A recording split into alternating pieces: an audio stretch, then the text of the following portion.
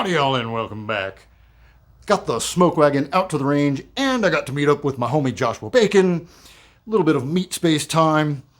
So, I like it. It fought me a little bit, or I fought with it a little bit. First like 25, 30 rounds, first few cylinders. My hands were trying to run it like the Vaqueros, the big Vaqueros. And it's not. So I should have put a little bit more dry practice time into operating it instead of just going straight out to the range cold and then trying to like sass run it or, shoot it all fast and sexy. So had a few bobbles, few like short strokes of the hammer, didn't quite lock back all the way, just silly stuff. The last 100 rounds were completely 100% solid once I adapted to it and got used to it, and that was all on me, not the gun. Gun shoots great. I did just get through tightening up the trigger screw and the sear bolt screw and managed to turn one over, so I'm definitely going to be putting a fresh set of screws in this gun. I may order 2 sets before I give it away, because, but I have mentioned this before, if you run one of these very much, especially if you're shooting like full house 45 Colt rounds or 357 Magnum rounds, the screws will back out. It's just what happens. So, but otherwise, had a great time. Weather was great. No complaints.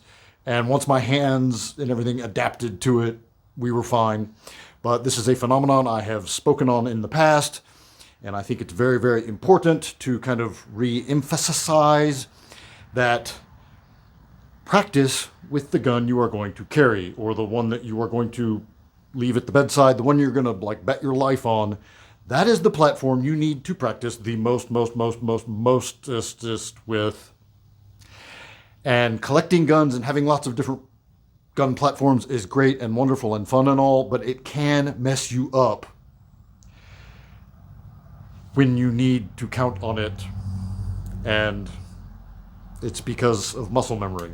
So, if you carry a Glock, but you have all these other kinds of weirdo guns you shoot all the time, and you never practice with the Glock, you don't dry practice with it, you don't get it to the range enough, and you go to draw on it one day and you try to run it like it's a 229, it could be problematic. So,